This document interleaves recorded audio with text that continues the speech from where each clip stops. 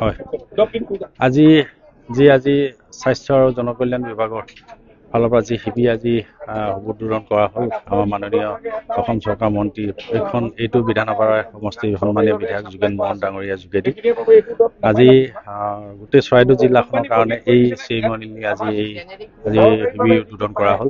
গতিকে কোনো কাৰণতে যাতে আমাৰ দুখীয়া দৰিদ্ৰসকলে যাতে এই চিকিৎসাজনিত কাৰণত পিছ পৰি নৰয় বা থাকি নাযায়, তাৰ কাৰণে তেওঁলোকৰ যি অৰ্থনৈতিকভাৱে যিখিনি অকণমান অসুবিধা, তাৰ কাৰণে আজি চৰকাৰে এনেধৰণে পঞ্চায়তে শিবিৰ অনুষ্ঠিত কৰি তেওঁলোকৰ স্বাস্থ্য পৰীক্ষাৰ লগতে চিকিৎসা ব্যৱস্থাটো কৰা হৈছে, যাতে তেওঁলোকৰ কোনো কাৰণতে যে থাকি নাযাওক, তেওঁলোকে বেমাৰ আজাৰৰ পৰা তেওঁলোকে পৰিত্ৰাণ পাওক।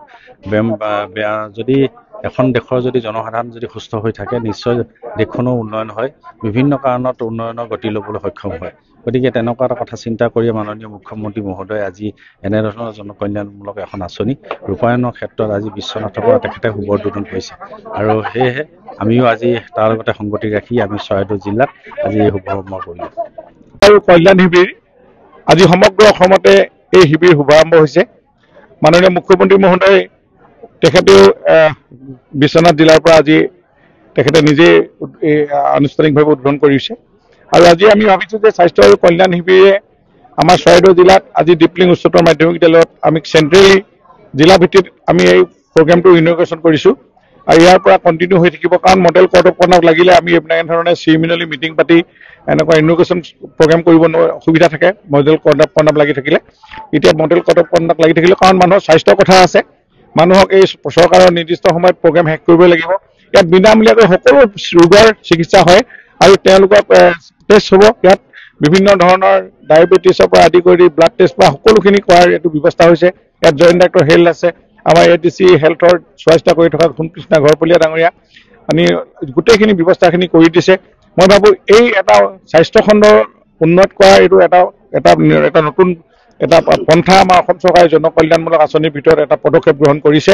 যেনেকৈ আমাৰ গুণোৎসৱত শিক্ষা খণ্ডটো উন্নতি হৈছিলে, স্বাস্থ্য খণ্ড উন্নতি কৰিবৰ কাৰণে গাঁৱে ভূঞে এনেকুৱা শিবিৰ হ'ব, দুখীয়া দৰিদ্ৰ মানুহৰ বিনামূলীয়াকৈ তাতে পৰীক্ষা হ'ব সকলো ধৰণৰ, আৰু আমি চৰকাৰৰ বিনামূলীয়া ঔষধো বিতৰণ পৰা আদি কৰি সকলো ধৰণৰ ইয়াতে উপলব্ধ হ'ব। গতিকে গাঁৱৰ ৰাইজে সহযোগ কৰক।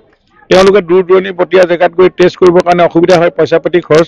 গতিকে এই আয়ুষ্মান কাৰ্ড যেতিয়া 5 লাখ টকালৈকে দিয়া আছে দুখীয়া দৰিদ্ৰ পৰিয়ালৰ কাৰণে ৰেচন কাৰ্ড হোল্ডাৰসকলক, তেওঁলোকৰ যদি ক'ৰবাত থাকি গৈছে ইয়াতে তেওঁলোকে এপ্লাই কৰি তেওঁলোকে এইখিনিও আমাক সংগ্ৰহ কৰিব। পৰৱৰ্তী সময়ত জটিল ৰোগ হ'লে কেঞ্চাৰ হওক, কিডনী হওক, এইবিলাকতো এইখিনি সহায় কৰিব যথেষ্ট। গতিকে স্বাস্থ্য খণ্ড আমূল পৰিৱৰ্তন অনাৰ কাৰণে এই স্বাস্থ্য আৰু কল্যাণ শিবিৰ, আৰু এই শিবিৰত সকলো আমাৰ চিকিৎসক, আশা কৰ্মী, আমাৰ যিমানবিলাক ফাৰ্মাচিষ্ট যিমান টীম আছে গোটেই টীমটো লাগি পৰিছে। গতিকে তেওঁলোকে এইখিনি আমাৰ জনগণক উপকৃত কৰিব বুলি মই আজি চৰাইদেউ জিলাৰ পৰা আমাৰ ধৰ্মেশ্বৰ কোঁৱৰ বিধায়কো আছে, আমি দুয়োজনে এই ইনগ্ৰেল আনুষ্ঠানিকভাৱে কৰি দিলোঁ আৰু সকলো ৰাইজক সহযোগ কৰিবৰ কাৰণে অনুৰোধ জনাইছোঁ।